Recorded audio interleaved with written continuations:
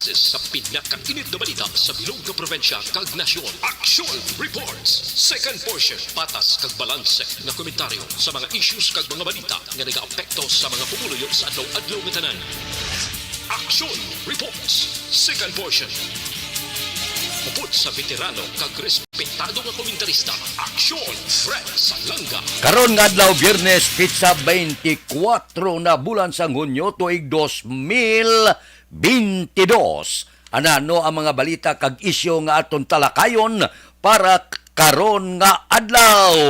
May mensahe si Presidente Rodrigo Duterte sa katapusan nga semana sa iya pagpungko sa Malacañang kay Bongbong Marcos. Padayunon ang mga proyekto nga makapahalipay sa tao.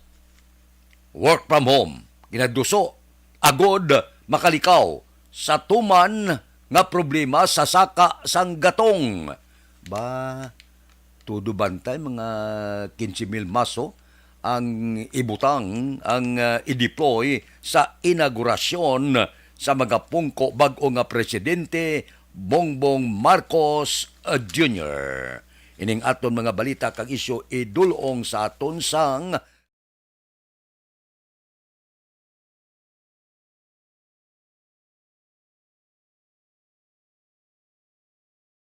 ang beach ang paborito nga katuan sa mga pamilya kag magbarkada sa tion sang okasyon. Puno sing matahom nga mga litrato nga may background nga beach ang aton mga social media. Pero nakahibalo bala kamo ngang Pilipinas ang isa sa world's worst offender sa marine plastic pollution?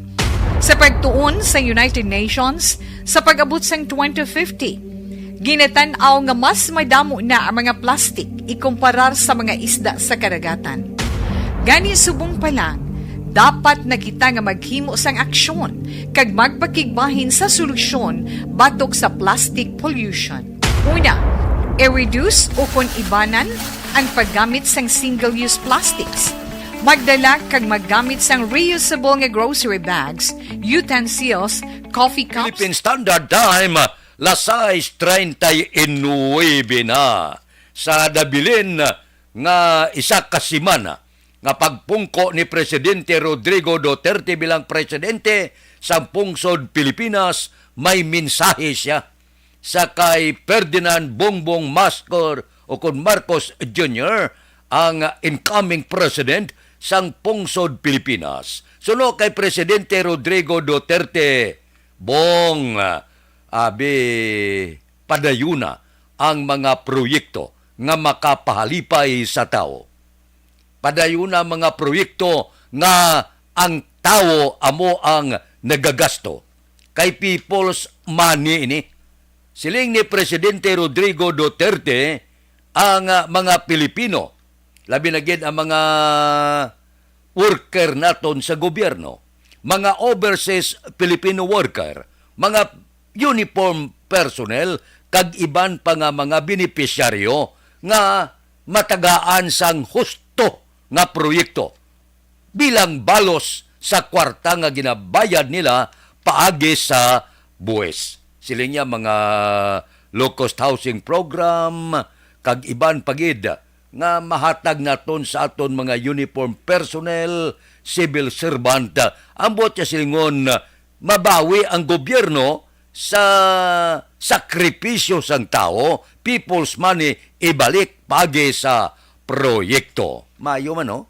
Ang mensahe sang presidente ante siya manaog sa pwesto saya ika-anom katuig nga magatakop Hunyo 30, 2022.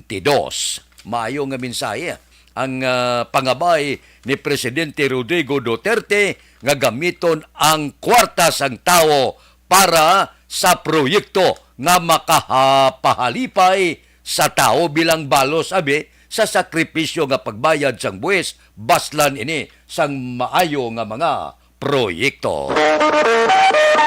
Action Radio Philippine Standard Time, las 6:41. Mabalik kami pagkatapos ini.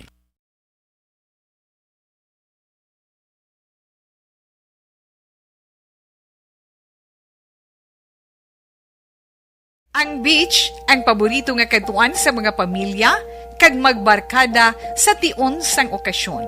Puno sing batahom nga mga literato nga may background nga beach ang aton mga social media. Pero nakahibalo bala kamo ngang Pilipinas ang isa sa world's worst offender sa marine plastic pollution?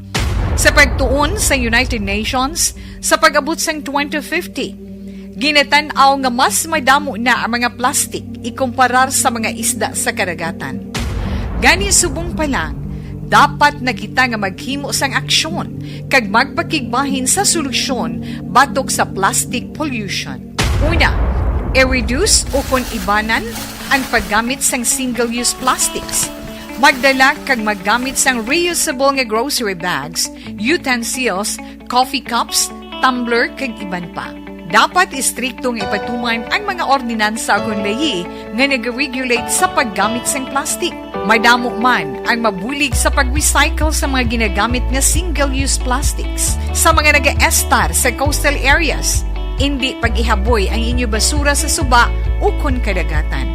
Magpartisipar sa mga clean-up drive sa mga coastal areas sa inyo lugar. Suportahan ang mga organisasyon o kung non-profit organization nga nagahatag solusyon sa plastic pollution. Ang problema sa basura sa kadagatan ang hindi masolusyonan sa isa lamang ka individual, isa ka grupo o kung sang gobyerno. Nagakinahanglan ini sang aksyon sang tanan para sa benepisyo sang karon kag sa masunod pa nga henerasyon.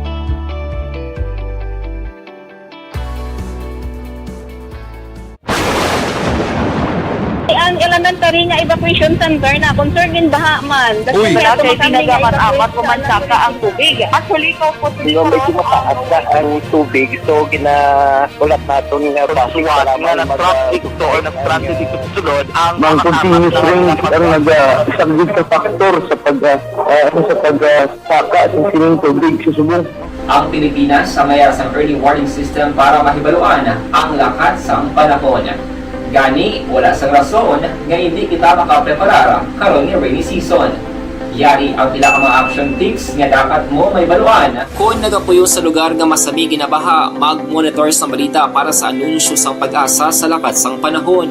Isa sa pinakapos nga pamaagi para malikawan nga magsulod ang baha sa balay, among paggamit sang sandbag. Ang sandbag ang isa ka sako nga may unod nga balas nga pwede ibutang sa pertahan o kung ginaagyan sang tubig para temporaryo nga makontrol ang pagsulod sang tubig sa inyong nga balay. Antes naman ng rainy season, dapat nakapreparar ka na sa pagkaon, flashlight, pito, kandila, hygiene kit, power bank, transistor radio, importante nga mga dokumento kag iban pa nga kinahanglanon. Ini ang dapat isulod sa go bag nga dapat ibutang sa isa ka lugar nga mapus kuhaon sa tion nga kinahanglan na nga mag-evacuate.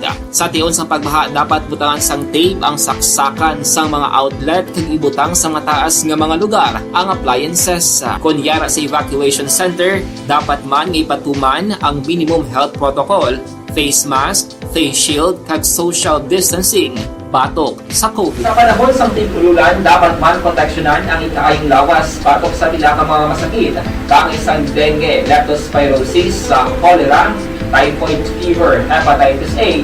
Nagpanugyan man ang DOH kay pabili ng proper hygiene kay pag-inom sang limpyo nga tubig.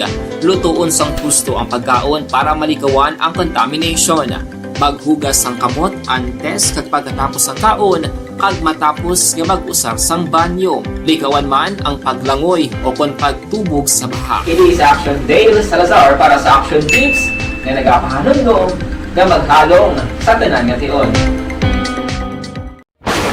And the winner for Digital Storytelling Best Social Media Video is John Dale Salazar, Bacolod, Aksyon Radyo Bacolod, Nurse, DHW, kag iban pa. Magluwas sa mga frontliners nga nagarisgo sang ila kabuhi sa sulod sang hospital. Nagakaangay man nga tagan naton sa pagkilala ang mga frontliner nga nagatrabaho sa sulod sang isolation facility, ang mga doktor kag nurse nga nagarisgo man sang ila kabuhi sa pagtatap sa mga symptomatic kag mild COVID cases. Ang mga barangay health workers nga gin-assign sa isolation facility, mga cook nga nagaluto sa mga pagkaon sa mga COVID positive, ang extraction kag disinfection team sang syudad, ang mga utility personnel nga nagakuha sang basura sang mga pasyente. Ini ang mga frontliners kag nakitaan ko ang ila sakripisyo apisar sang manubo nga sweldo o kun allowance halin sa gobyerno. Ako si Action Dale, COVID positive sadto. Naka-recover sa masakit bangod sa bulig sang sini nga mga tawo. Madamo gid na salamat sa tanan nga frontliners.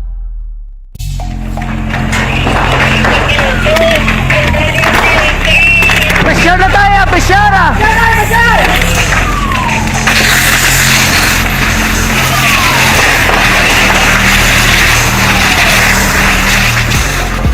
Every day is Fire Prevention Day. Gani importante nga maihibalo kita kung paano malikawan ang sunog. Yari ang pila ka mga action tips angot sa fire prevention. Sa tion nga maghalin sa balay, siguraduhon nga naka-unplug ang tanan nga saksakan. Likawan ang octopus connection o kung ang pagsaksak sang madamo nga gamit sa isa ka outlet. Dapat wala man sang overloading sa mga saksakan kag lantawon kung masarangan ang mga appliances nga nakasaksaka. Likawan ang mga substandard nga kagamitan. Hindi pag i-charge ang gadget overnight kaang isang cellphone. Taguon ang mga post. Aksyon Radio Philippine Standard Time, las 6:48 na. Mao puwerte, oh. Mga 15,000 ka personel halin sa PNP kag iban pagid nga mga ahensya sang gobyerno arbadang kusog sang Pilipinas ang i-deploy sa inaugurasyon sa magapungko nga presidente Ferdinand Bongbong Marcos Jr. Siling kahapon ni NCRPO Director Major General Felipe Natividad ang 15,213 ka mga personnel halin ini sa Joint Task Force NCR. Nagalakip ini Police, Militar, Philippine Coast Guard, Bureau of Fire Protection, Bureau of Jail Management and Penology, Metropolitan Manila Development Authority, Department of Health, kag iban pagid nga force multiplier ang gitap agod nga magbantay sa among seremoniya. Nga ang amog ini kaid-id kag pursado ang pagbantay sa inaugurasyon. Kung madumduman, ang DILG nagsulod gid sa ila sini paminsaron ang ginpalayag sang anay senador kagaron chief legal advisor nga ginbutang sa plangakuan sang Marcos administrasyon, Juan Ponce Enrile. Ano ang siling ni Enrile? Nagligad nga simana nga may grupo sa Amerika kag Pilipinas nga nagaplano agod pakawian iimbaras ang presidente nga magapungko ang inatudlo si Bongbong Marcos. Bangod sini porte gid sarado gid ang bantay sa inaugurasyon.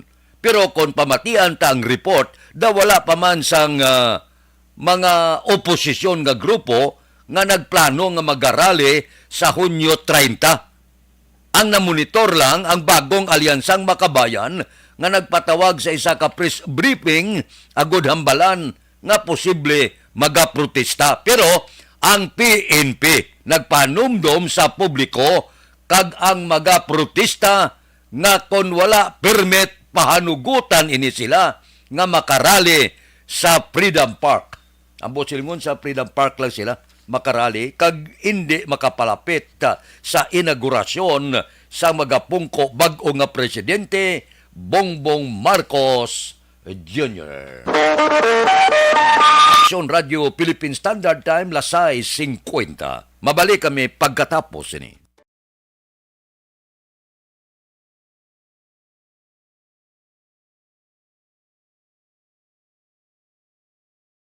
Ang beach, ang paborito nga katuan sa mga pamilya, kag magbarkada sa tion sang okasyon.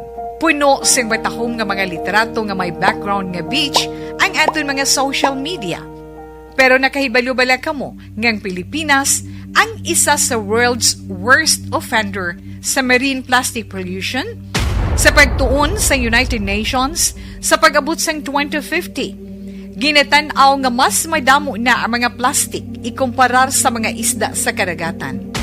Gani subong pa lang, dapat na kita nga maghimo sang aksyon kag magpakigbahin sa solusyon batok sa plastic pollution. Una, i-reduce o kung ibanan ang paggamit sang single-use plastics. Magdala kag maggamit sang reusable nga grocery bags, utensils, coffee cups, tumbler kag iban pa.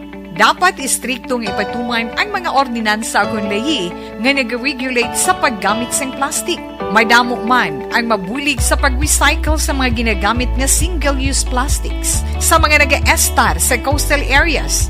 Hindi pag-ihaboy ang inyo basura sa suba o kun kadagatan. Magpartisipar sa mga clean-up drive sa mga coastal areas sa inyo lugar. Suportahan ang mga organisasyon o kung non-profit organization nga nagahatag solusyon sa plastic pollution. Ang problema sa basura sa kadagatan ang hindi masolusyonan sa isa lamang ka individual, isa ka grupo o kung sang gobyerno. Nagakinahanglan ini sang aksyon sang tanan para sa benepisyo sang karon kag sa masunod pa nga henerasyon.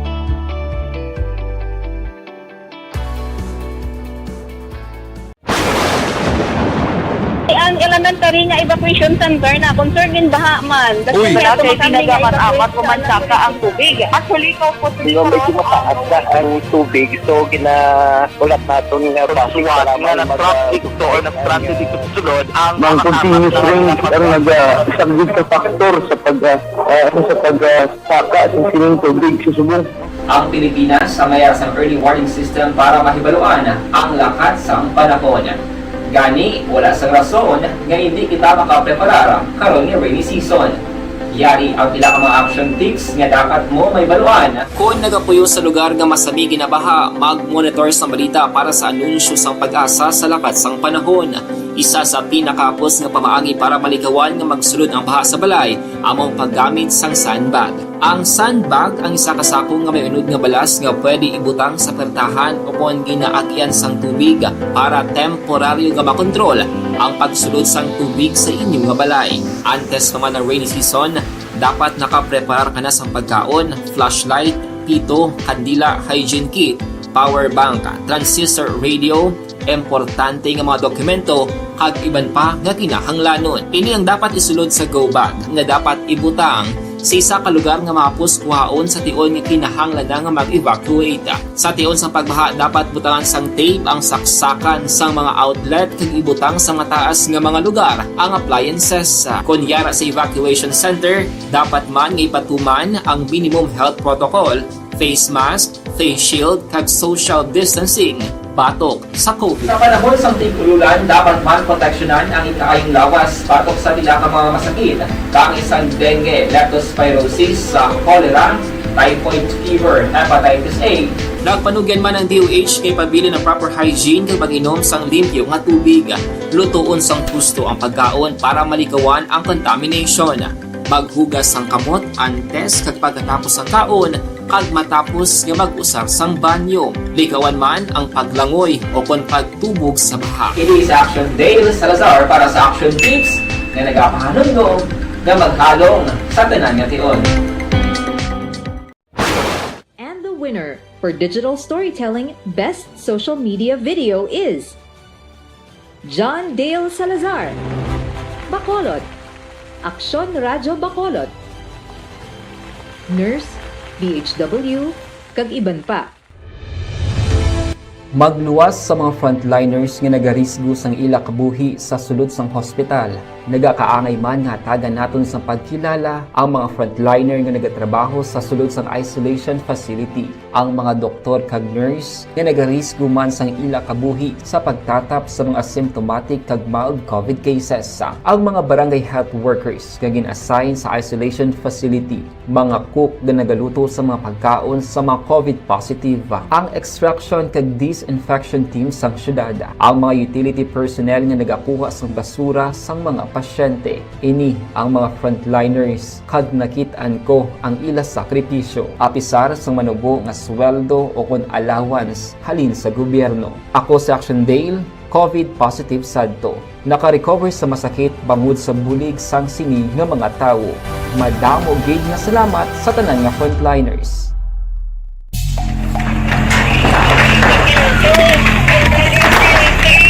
Presyar na tayo! Presyara!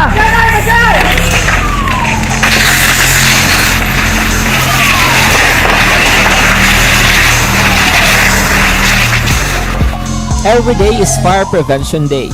Gani importante nga maihibalo kita kung paano malikawan ang sunog. Yari ang pila ka mga action tips angot sa fire prevention. Sa tion nga maghalin sa balay, siguraduhon nga naka-unplug ang tanan nga saksakan. Likawan ang Action Radio Philippine Standard Time, Lasay 57. By San Juan gali subong, no? Kapistahan ni San Juan Bautista. Dito ya sa Manila, sa San Juan, gindeklarar non-working holiday. Diri sa aton niya may opisina, may trabaho.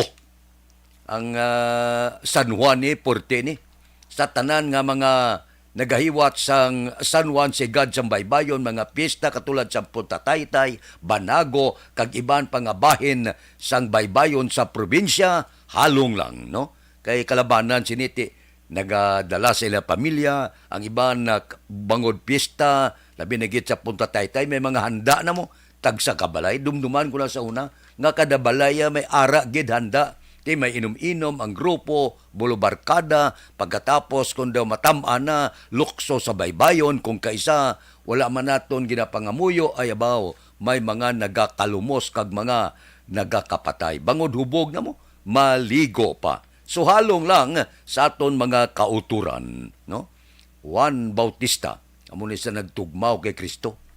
Ang iba niya nagahimo sa daw kadelikado, pangabay lang, no? Kay may opisina, ang iban blana kay ti San Juan, malabay ang mga dipasayro nga salakyan, makando sila tubig kag iba siya. Ti may lang na kung tinlo nga tubig. Ang iba niya halit bala sa kalog ginakandos kag basya sa salakyan, ti iba na maluoy magamo, makadto pa na sa opisina, kay ba'y opisina mo? Ti amak mo na kung mabasyahan mo da kalunang karon. Ti may lang yapon kung may pasyensya, ti kon matabo ang gumuntang kagamo naman, nga daw hindi maintindihan. Likaw kita sa disgrasya, no? Likaw kita sa paghimo sa mga bagay nga hindi maayo. Okay mala ng bulubasya kung matinlo, bisan pagani, ti kadto ka sa opisina mo, paglabay mo, basyahan ka. Alang-alang ka pa mabalik sa balay mo ka mag-ilis kung mga alas 8, alas 9 na, inugsulod na sa opisina. So kapangabay kita sa aton mga utod, hindi kita maghimo sang pila ka mga bagay nga makatuga sang hindi amo, kag gamo sa palibot. Sa ulugon tayo niya, ligo-ligo lang ulo enjoy lang. Kung sa bagay, hindi giman tamo ni kadamo bisita ang mga baybayon kay may opisina. So, halong sa pagsaulog sang kapistahan ni San Juan Bautista. Action Radio Philippine Standard Time, Lasay 59. Mabalik kami pagkatapos ini. Live.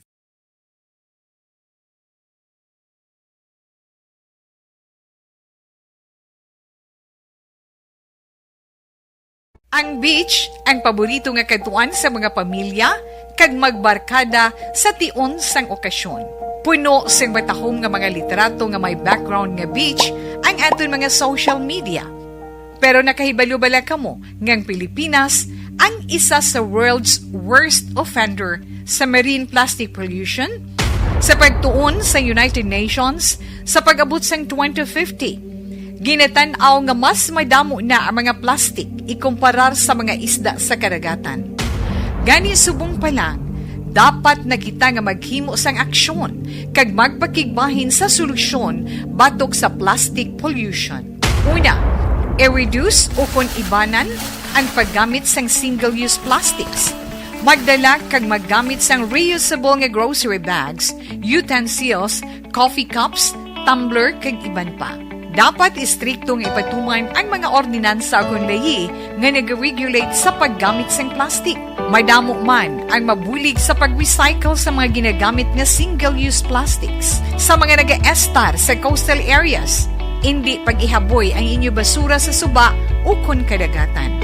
Magpartisipar sa mga clean-up drive sa mga coastal areas sa inyo lugar. Suportahan ang mga organisasyon o kung non-profit organization nga nagahatag solusyon sa plastic pollution. Ang problema sa basura sa kadagatan ang hindi masolusyonan sa isa lamang ka individual, isa ka grupo o kung sang gobyerno. Nagakinahanglan ini sang aksyon sang tanan para sa benepisyo sang karon kag sa masunod pa nga henerasyon.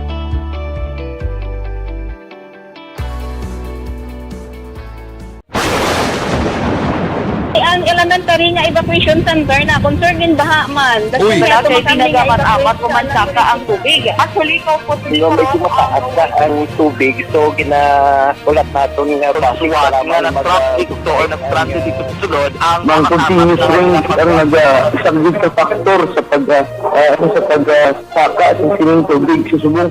Ang Pilipinas sa mayroon sa early warning system para mahibaluan ang lakat sa panahon.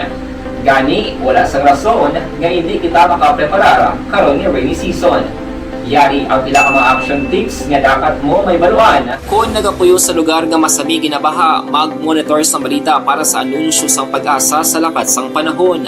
Isa sa pinakapos nga pamaagi para malikawan nga magsulod ang baha sa balay, among paggamit sang sandbag. Ang sandbag ang isa kasakong nga may unod nga balas nga pwede ibutang sa pertahan upon ginaagyan sang tubig para temporaryo nga makontrol ang pagsulod sang tubig sa inyong nga balay. Antes naman ng rainy season, dapat nakapreparar ka na sang pagkaon, flashlight, pito, kandila, hygiene kit, power bank, transistor radio, importante nga mga dokumento kag iban pa nga kinahanglanon. Ini ang dapat isulod sa go bag nga dapat ibutang sa isa ka lugar nga mapuskuhaon sa tion nga kinahanglan nga mag-evacuate. Sa tion sa pagbaha dapat butangan sang tape ang saksakan sang mga outlet kag ibutang sa mataas nga mga lugar ang appliances. Kunyara sa evacuation center, dapat man nga ipatuman ang minimum health protocol, face mask, face shield kag social distancing batok sa COVID. Sa panahon sa tig-ululan, dapat man proteksyonan ang ikaayong lawas batok sa pila ka mga masakit,